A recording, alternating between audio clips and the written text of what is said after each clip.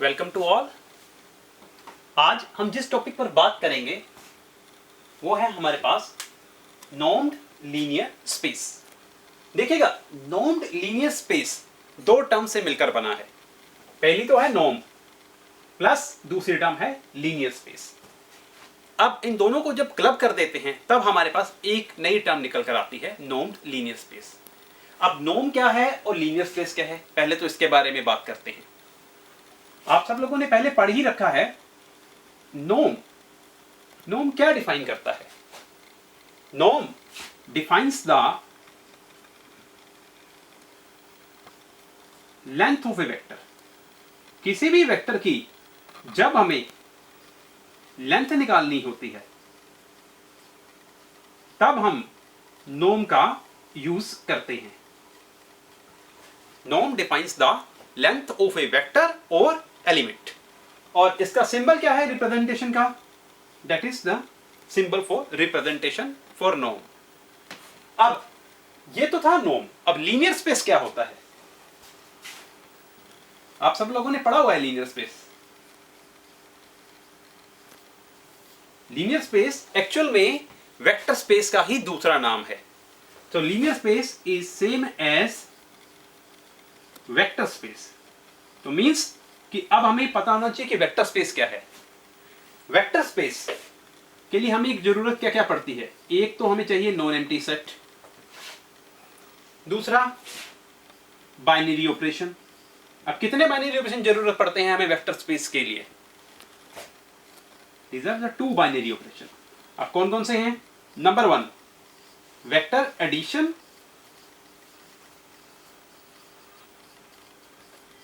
Number 2 scalar multiplication.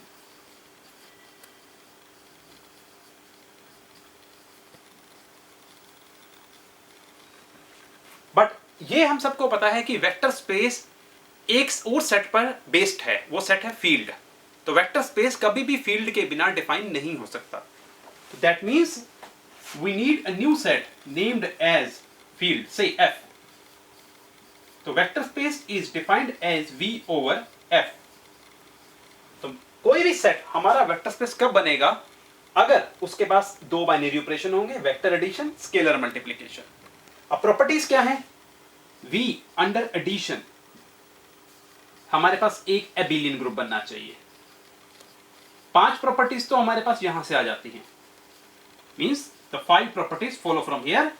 And second one, V under scalar multiplication हमारे पास 4 properties और hold करेगा।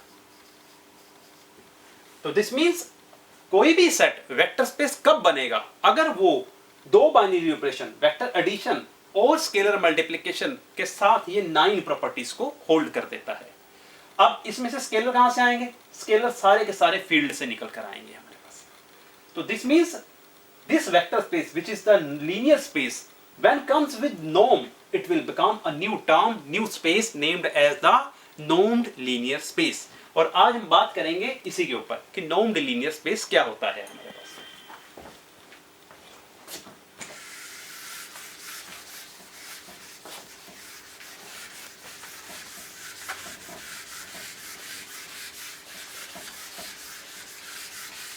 देखिएगा,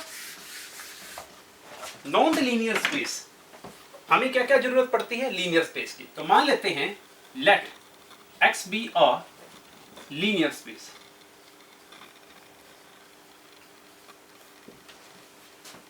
and we define a function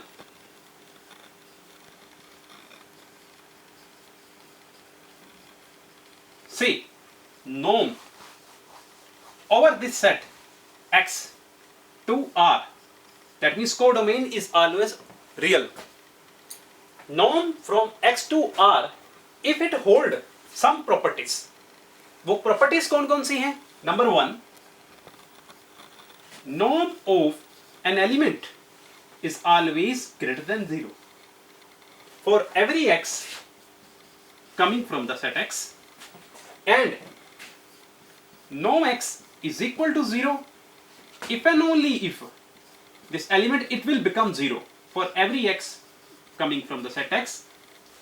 Number 2, norm of alpha x, where alpha is some scalar, it will open as mod alpha into norm x for every x coming from x and alpha coming from field, which is of real. The third one,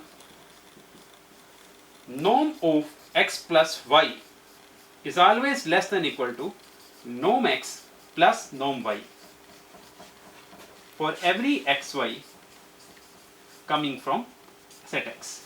This is the triangular inequality.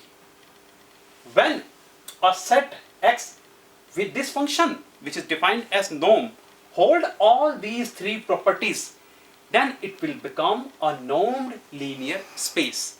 जब कोई set इस function के साथ ये सारी properties को hold कर देगा, तब हम इसे बोलते हैं नॉर्म्ड लीनियर स्पेस. और इसकी representation, this means the set x with this function norm, its total term is defined as normed linear space. अब बात आती है कि कौन कौन से सेट ऐसे हैं जो नॉर्म्ड लीनियर स्पेस में आ सकते हैं. देखिएगा, हम एक एग्जांपल लेते हैं सेट ऑफ रियल नंबर्स का. This means we are replacing the set x by r. We will show it. Define a function norm from, now x is replaced by r to r. We are defining the norm as norm of x is equal to mod x for every x coming from the set x, which is our real number set. Now we have to verify three properties for having R to be a normed linear space. सबसे पहली property क्या थी, देखिएगा कि norm x हमारा greater than equal to 0 होना चाहिए. तो norm x which is the mod x, और हमें सबको पता है कि mod कभी भी नेगेटिव नहीं होता. So the mod is always greater than equal to 0. The first property. And in another case, norm x 0. Norm x 0 कब बनेगा? According to definition, if and only if mod x will become 0. और mod x 0 कब होता है? किसी भी number का mod 0 कब आता है? जब वो नंबर खुद ही 0 बन जाता है. That means x will become 0. So that will hold the first property. Number 2, जो हमारे पास प्रॉपर्टी नंबर 2 है, हम उस पर बात करते हैं कि norm of alpha x that will become a mod alpha into norm x. So this is norm alpha x. This means according to definition, this is mod alpha x because norm x is equal to mod x. So now you can write mod alpha into mod x. Okay? Now this is norm of alpha x is equal to mod alpha. Now mod x किसके equal है? norm x के, because alpha scalar है, x हमारा vector है. तो this property is for vectors. So that will become norm x. So that hold the property number 2. Now come to the property number 3. What it says? Triangular inequality. Norm of x plus y, where x and y are the two vectors coming from the set of real numbers. Now this will become mod x plus y, and everybody knows in mod triangular inequality always hold. So that will become, this is less than equal to mod x plus mod y.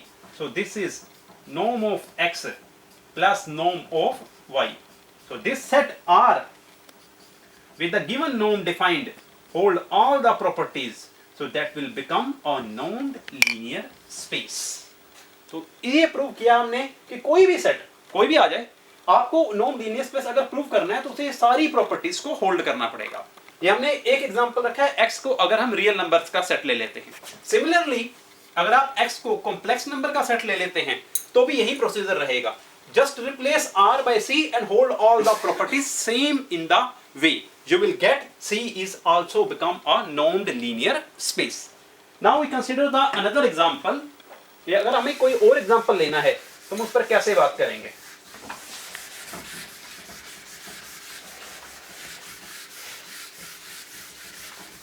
आप लोगों ने R के बारे में तो सुन लिया. अब हम अगर बात करते हैं R2, R3, R4, Rn, you will get a member in the form of tuples. अब R2 तो हमें देगा doublets, that means a member of two tuples.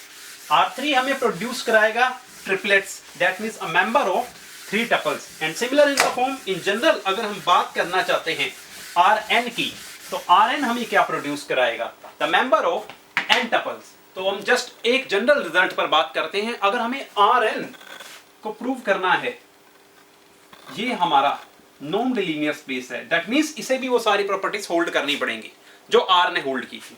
Now see, we will define a norm from Rn to R।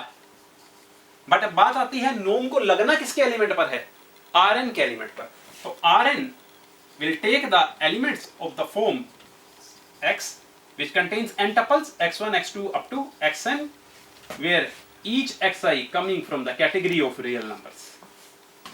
So this means if we want to define the norm over this element x which is of n tuples, how it will operate as summation I1 to n mod xi whole square whole power 1 by 2.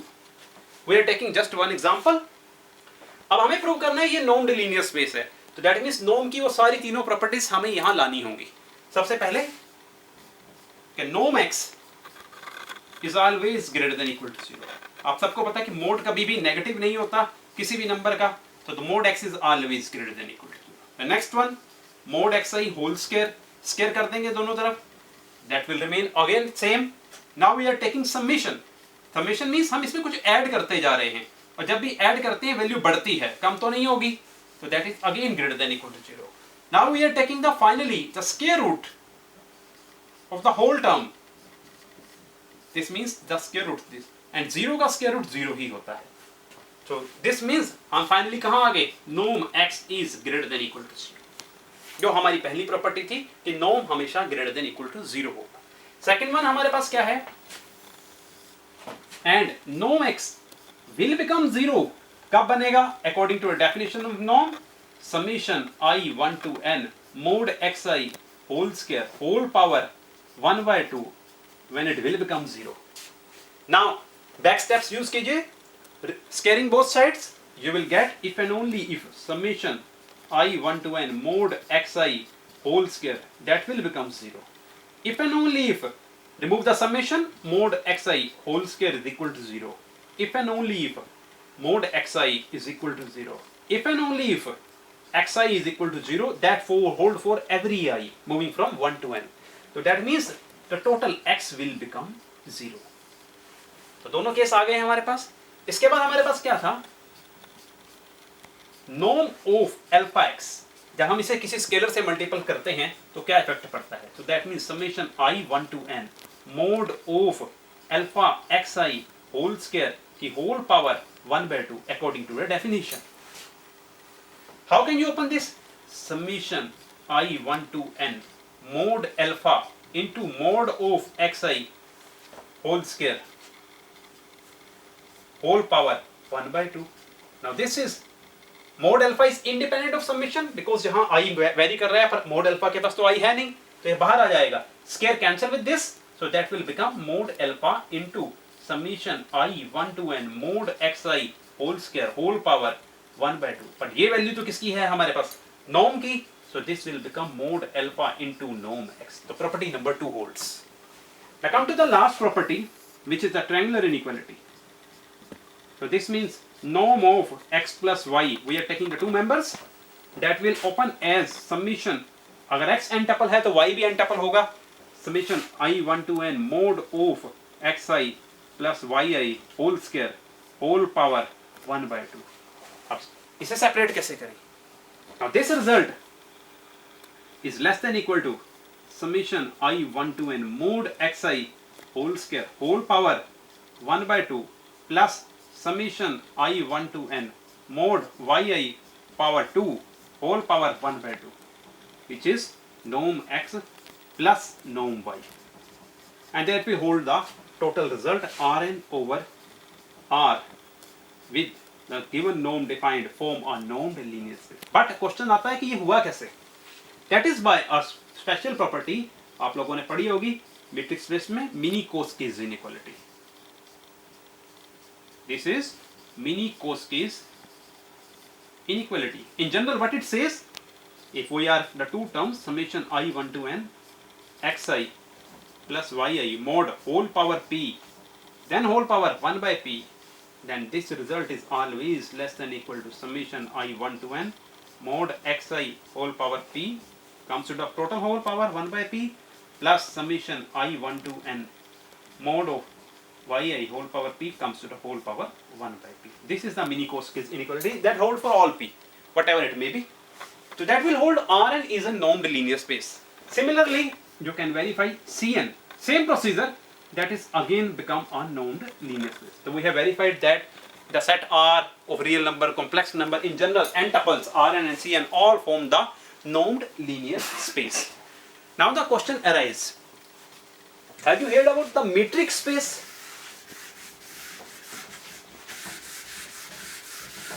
Yes, metric space, already studied in the previous classes, the term metric space. तो नॉर्म्ड linear space और matrix space में हमारा क्या relation है? अब question उठता है, तो हम दिखाएंगे कि नॉर्म्ड लीनियर स्पेस और मैट्रिक्स स्पेस में हमारा क्या रिलेशन है. Term is matric space. Matric space कैसे डिफाइन करते थे आप एक नॉन एम्प्टी सेट कंसीडर कर लेते थे, एक फंक्शन डिफाइन करते थे x cross x2, it can be R or C, whatever it may be, then define a function over the two element dxy that defines the distance between the two element x and y. अगर ये set इस function के साथ कुछ properties को hold करता था तो आप उसे मैट्रिक्स स्पेस बोलते थे. वो प्रॉपर्टीज क्या थी? This result is always greater than equal to 0 and dxy is equal to 0 if and only if x is equal to y. Then number 2, symmetry, dxy is equal to dys. पहली property आपकी non negativity, second property आपकी symmetry, and the third one is the triangular inequality dxy less than equal to dxz plus dzy, where all x y z coming from the set x. अब हमारा question क्या है कि normed linear space और matrix space में क्या relation है. हम प्रूव करेंगे कि every normed linear space is a metric space. कि कोई भी नॉर्म्ड लीनियर स्पेस आप ले लीजिएगा वो हमेशा मैट्रिक स्पेस हमारे पास बनेगा. How to verify? हमने मान लिया हमारे पास n एक नॉर्म्ड लीनियर स्पेस है with the given norm defined on it. हमें प्रूव करना है ये मैट्रिक स्पेस है. दैट मींस इस नॉर्म को ये सारी प्रॉपर्टीज होल्ड करनी पड़ेंगी. दैट मींस इस x सेट का काम ये n हमारे पास करने वाला है. We are going to define d from n cross n to r as dxy is equal to norm of x minus y. अब देखते हैं वेरीफाई करके. पहली प्रॉपर्टी हमारे पास क्या है कि distance dxy is always greater than equal to 0. अब dxy हमारे पास डिफाइन कैसे हुआ है? dxy is defined as norm x minus y. But आपको तो मालूम है कि नॉर्म की प्रॉपर्टी क्या है. अगर n तो नॉर्म्ड लीनियर स्पेस है और x और y n के ही तो मेंबर हैं. अब नॉर्म तो कहता है कि कोई भी टर्म उसकी नेगेटिव हो ही नहीं सकती है. So this means this result is always greater than equal to 0 according to the definition of the norm. And the second one, dxy is equal to 0 if and only if, ये कब होगा? अगर हमारी dxy की definition जो कि norm x minus y ये 0 चाहिए. पर norm की प्रॉपर्टी है कि norm of a vector will become 0 if and only if the vector itself becomes 0. This means x minus y will become 0 and that will produce it if and only if x is equal to y. So it holds the first property. Second one, symmetry, dxy, norm of x minus y. Now norm of x minus y हम इसको ऐसा लिख सकते हैं minus y minus x. Minus common ले लिया आपने. अब this will become -1 scalar into y minus x. जब आप नॉर्म की डेफिनेशन खोलते हैं, आपने प्रॉपर्टी नंबर 2 में देखा है कि स्केलर बाहर आ जाता है और उसका मोड इफेक्ट करता है. तो this will becomes mode of -1 into norm of y minus x. But mode तो किसी भी नंबर का नेगेटिव होता नहीं है, तो that will become positive. So this will become 1 y minus x in norm which is dyx. तो hold the second property and third one, triangular inequality के बारे में बात करेंगे. dxy norm x minus y. इसमें हम एक नया वेरिएबल ऐड और सब्ट्रैक्ट कर देते हैं x minus z, z minus y. Now this is the two terms. Norm की third property, triangular inequality. So this means this is always less than equal to norm of x minus z plus norm of z minus y. So this is the definition of dxz and this is dzy. So that holds the third property. So result is that कि इस norm ने वो सारी property hold कर दी हैं जो metric space बनने के लिए जरूरी है. तो आंसर आया कि हमारा नॉर्म्ड लीनियर स्पेस मीट्रिक स्पेस है. अब क्वेश्चन है कि जो नॉर्म्ड लीनियर स्पेस मीट्रिक स्पेस है, तो जो नॉर्म्ड लीनियर स्पेस के पास होगा वो सब कुछ मीट्रिक स्पेस के पास जाएगा. पर क्या जो मीट्रिक स्पेस के पास है वो नॉर्म्ड लीनियर स्पेस के पास आएगा या नहीं आएगा, वो क्वेश्चन है, वो हम बाद में डिस्कस करेंगे. अभी हम आगे बढ़ते हैं.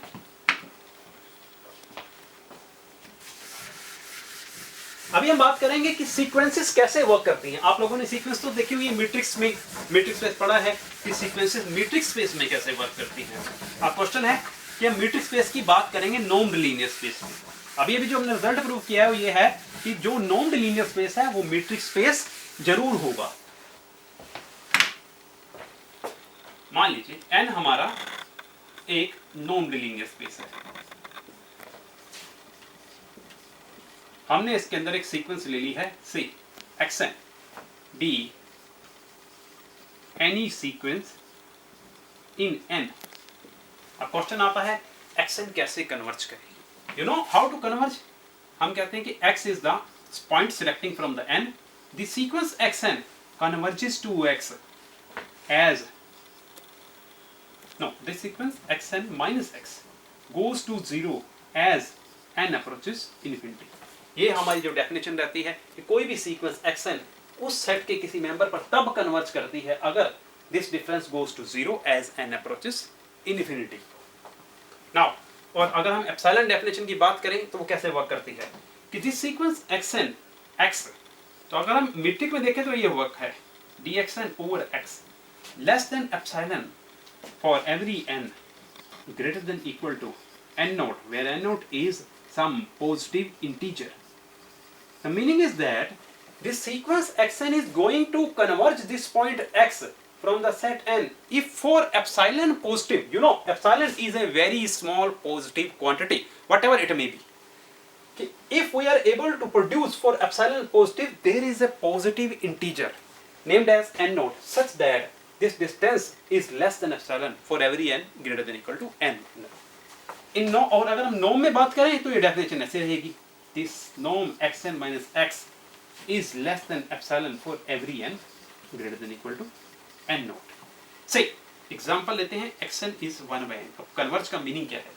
अगर मैं नंबर लाइन ड्रा कर लेता हूं तो this is our 1, this is our 0, 1 first value, then 1 by 2, 1 by 3, 1 by 4, 1 by 5. The meaning is that कि धीरे धीरे वैल्यू डिक्रीज होकर किसकी तरफ आ रही है, 0 की तरफ. मैंने मान लिया n नोट की वैल्यू है 3. इसका मतलब ये है कि जब तक n नोट 3 है, n की जो वैल्यू लेनी है मुझे n नोट 3 या उसके बाद से ही लेनी है, पहले नहीं लेनी. तो दो टर्म्स छूट गई हैं मेरी, this 1 by 2 and this 1. But after that all terms will approach to a single point that is 0. तो मीनिंग 1 में कहां अप्रोच करेगी, 0 पर.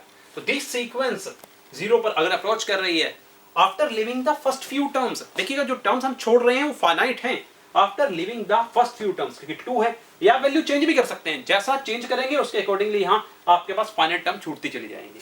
Then we are able to say this sequence is converging to the point.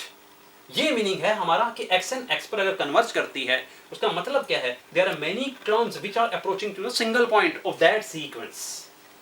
Now अब बात आती है इसके बाद कॉची सीक्वेंस क्या होती है. सिमिलर मैनर में जैसे कि आपने मीट्रिक में पढ़ा है, अगर हम किसी सीक्वेंस को कॉची सीक्वेंस बोलना चाहते हैं, मान लीजिए हम चाहते हैं इस सीक्वेंस को बोला जाए कि this is a Cauchy sequence. The meaning is that norm of xn minus xm that will less than epsilon for every nm greater than equal to n naught. The method will remain the same.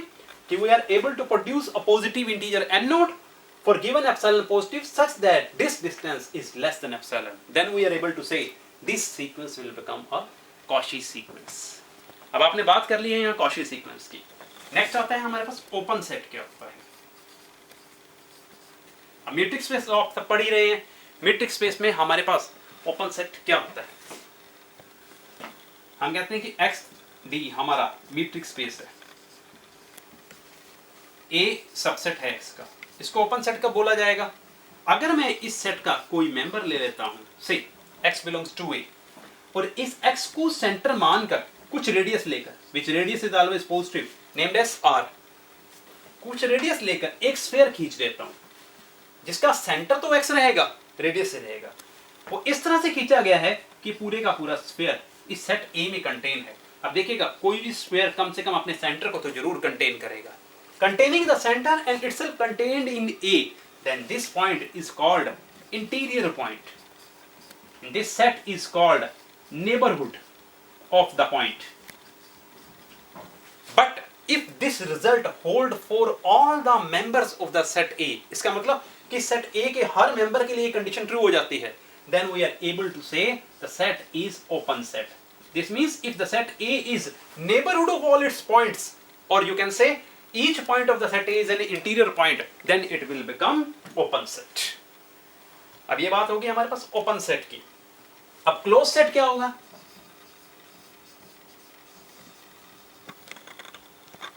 Set को closed कब बोला जाता है? When it will contain all its limit points.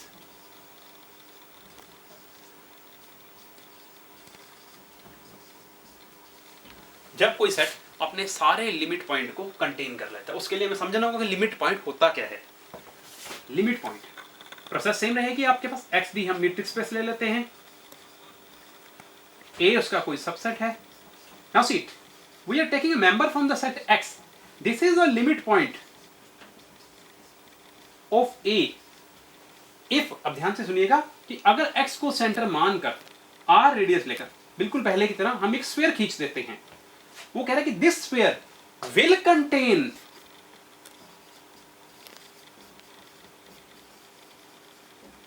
At least कम से कम one point of a other than x. Meaning is that कि इस स्फीयर में एक सेंटर एक्स तो आना ही आना है। अगर हम इस एक्स को निकाल भी देते हैं फिर भी इस स्फीयर और ए में कुछ ना कुछ कॉमन जरूर मिलता है, कम से कम एक है, इनफिनिटली मैने हो जाए वो कोई प्रॉब्लम नहीं है। और अगर हम ऐसा प्रोड्यूस कर पाते हैं then we are able to say this point, excluded point x, which is the center of the sphere, that will become the limit point of the set E. अब आपको पता है कि लिमिट और लिमिट पॉइंट दो different terms हैं। Limit is always unique, जो limit निकलेगी वो हमेशा हमारी यूनिक होती है, और लिमिट पॉइंट वो यूनिक नहीं होता, वो वेरी कर सकता है। ये आप सबने प्रीवियस क्लास में पढ़ रखा है। अब आप एक रिजल्ट नॉन लीनियर स्पेस में देखेंगे कि हर कन्वर्जेंट सीक्वेंस हमारे पास कॉशी सीक्वेंस है, बट कॉशी कन्वर्जेंट होगी ये जरूरी नहीं होता। हर कन्वर्जेंट सीक्वेंस में हमारे पास कॉशी है, बट कॉशी कन्वर्जेंट हो ये जरूरी नहीं है। Now we will discuss this topic in the next lecture. Up to that, we have explained today how to deal with the normed linear space. कि हमने normed linear space में deal कैसे करना है। सबसे पहले हमें पता होना चाहिए कि norm क्या होता है, then linear space, then हम उन दोनों टर्म्स को क्लब कर दिया तो एक नया सेट निकल कर आ गया जिसका नाम क्या है, normed linear space. अब normed linear space की क्या क्या प्रॉपर्टीज है, वो कैसे कैसे होल्ड करती हैं। अब हमने इसमें डिफरेंट एग्जांपल पढ़े, सेट रियल्स का, नेचुरल रियल्स का, कॉम्प्लेक्स का, देन Rn और Cn। देन हमने डिस्कस किया कि हमारे पास नॉर्म्ड में और मीट्रिक में क्या रिलेशन है, कि हर नॉर्म्ड लीनियर स्पेस एक मीट्रिक स्पेस है। देन सीक्वेंसेस, अगर अभी हम बात करेंगे सीक्वेंसेस के आगे कि नेक्स्ट लेक्चर में कि सीक्वेंसेस कैसे वर्क करती हैं हमारे पास नॉर्म्ड लीनियर स्पेस में, बट हमने अभी डील जो किया सीक्वेंसेस कैसे वर्क कर रही है मीट्रिक स्पेस में। So it is all about the same. Come to the next video next time. Thank you so much.